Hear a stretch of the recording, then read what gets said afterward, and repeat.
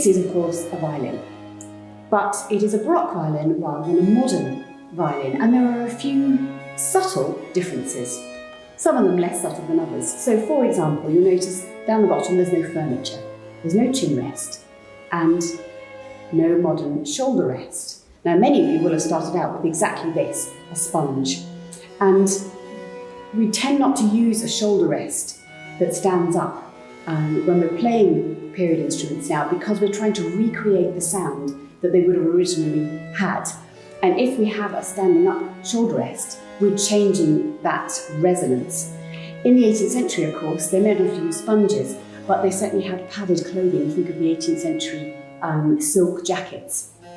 The chin rest came in much later. It's a 19th century invention. And you'll notice this has quite a plain tailpiece, but they could be quite fancy. Now, you may have already spotted the strings. These are significantly different. On a Baroque violin, we use gut strings, and they're what we refer to as equal tension. So that's simply, there's a lot of maths in there, which I won't go into just now, but that tension, the system of tension changed as we move into the classical period. And again, that was a response to changing environment. So concert halls getting bigger, louder sounds were required, and that's where we start to see developments in the violin, such as the change of tension in the strings. Now, gut strings were actually used as late as the 1940s, so they weren't restricted to the Baroque period. But today we tend to use synthetic gut, although there is a renaissance in the making of handmade strings, which do use real gut. They use exactly the same product that's used to case sausages, treated first, of course. And you'll see that they're tied at the tailpiece here. The other difference in this area is the bridge. Baroque bridges are much flatter than the modern bridge.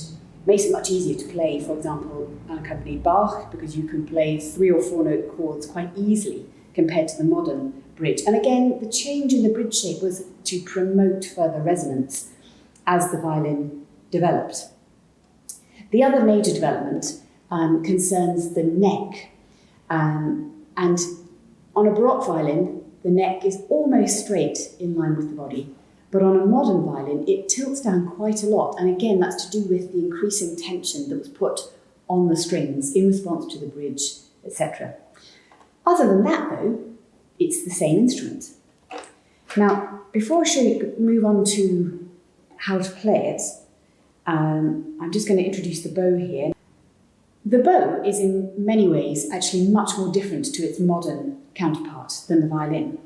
You'll see it's much slimmer, there's no metalwork on the end here, a smaller frog, and a much thinner set of hair. And then at the tip, we have a long, pointy, smooth tip, again, just with wood. This particular one is snakewood, but you see Pernambuco as well, as we see on modern bows.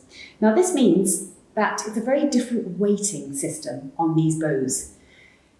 The shape of the bow is convex rather than concave, and if you happen to own a Baroque bow, the most common issue that I find is that owners of Baroque bows these days are afraid to tighten them enough. So be brave, tighten that bow as much as you can until you get something of a convex shape. Each one is different, so you might have even more of an outward curve than you see here. But be brave and try it, because that will give you the best sound with the bow.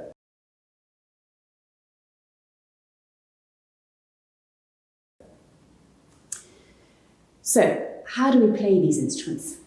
Well, you'll find it's a slightly different setup to your modern instruments. So modern violins, we tend to play out here, and this is because of the combination of shoulder rest, chin rest, and neck angle. Try placing your Baroque violin further round, and a good exercise to try and find the perfect place is to hold it in your right hand upside down, make sure you've got a good grip around its top left-hand shoulder, and then just place it like an object, just like an inanimate object. Pretend it's not a violin, just find a place for it on your collarbone and your shoulder. Those are the 2 points of contact that you need, and then your left hand provides the third there. So it's resting on your first finger knuckle with your thumb loosely on the other side. It will feel quite strange at first, but just find the place at which it's most comfortable, quite far forward, and so that you can tap each side without too much of a wobble. That's your ideal place. And it's slightly different on everyone because we're all built differently. So it takes a bit of experimentation. Now this is to allow for the bow to be able to play it at a straight angle, so that we're not having to bow around the corner or at a funny angle. The weighting of the bow means that we use it very differently. So on a modern bow, we spend hours and hours practicing to make nice, clean, uniform sound from tip to frog. That's not the case with the Baroque bow. We work with its flaws. So the shape of a Baroque bow means that if you were to play from frog to tip without any interference, you'll get a messa di voce. And it's especially quiet at the tip.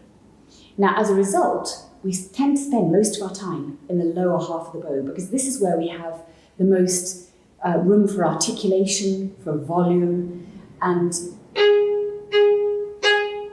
it's in our hand, so we have better control over it. Sometimes we use the middle, but really there's so little sound by the time we get to the top bit that actually we use that for special effects, so it's very quiet.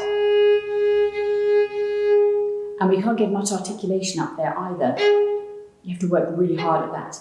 So lower half at all times, and I always imagine playing in a cupboard or a narrow space so that you're aware of where your right hand elbow is to ensure that you stay in the right field for playing. So most of our strokes take place down here, and a useful exercise is to do the dotted rhythm starting on a down bow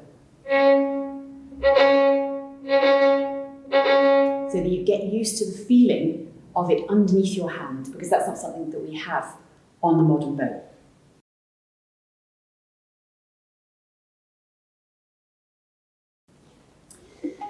The main role of the violin in music was as a melody instrument. That's really its role in chamber music, in solo music, in orchestral music. It's used as a melody instrument. And therefore, it has the capacity for ornamentation. This is something that you could really work on yourselves. It's something that's expected, certainly when you come to approach it in a historically informed way.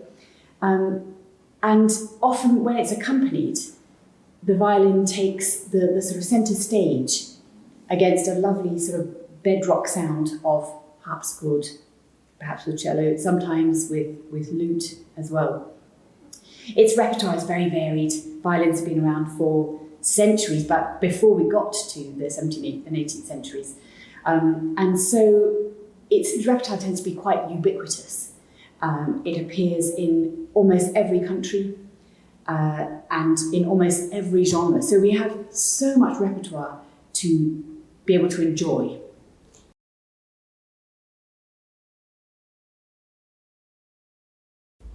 Well, quite a lot actually, not to put you off. But approaching music from a historically informed angle is very rewarding, because we're not just playing the notes, we're not just playing the instruments, we are exploring the whole context of a piece. So we're looking at its history, where it might have been played, who played it, how it was played. And for me, the dance movements really sum this up really well, because they carry with them all sorts of influences. Take, for example, the saraband. This was a very old dancing by the time we get to the 18th century. We see it in 16th century Spain, for example, where it's actually banned because it was thought to excite bad emotions. Fortunately, it survived the ban, and it became very popular in France and England during the 17th century, where it took on a rather slower pace and became quite a stately dance. So there are two types that survive. We still see the sort of energetic type from 16th century Spain still kind of continues throughout the 17th and 18th centuries. And it often appears in dance music on stage, as part of masques and operas. But we also see a lot of the slow, stately versions. such as Corelli's Sarabande from his Opus 5 sonatas for violin. And here you can hear the effect of ornamentation on the plain background notes. The sarabandes, as with most dances, were expected to be ornamented because they would have been played many times. They were used for physical dances, and so the dancers would have had heard the same music over and over again, and therefore ornamentation made it more enjoyable, exciting, and kept the musicians from being bored, of course. The other thing to think about with the sarabandes, with all dances, is what were the steps? What are we trying to show with the music? The sarabande begins with an upward step, so although it's a triple time movement, and we would normally want to emphasise the first beat of the triple time movement, in this case we don't. The weight falls more or less on the second beat. So we might have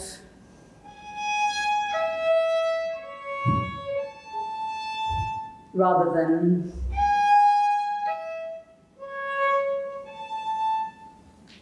and so on. The other thing to think about is the articulation. The notes you just heard, the first three notes, are not conjunct, they're not consecutive. They have a gap of a third between them. And according to treatises from the period, we know that those notes would normally be separated. So we would not choose to go, for example. You might also realise that I'm doing down, up, up in my bowing.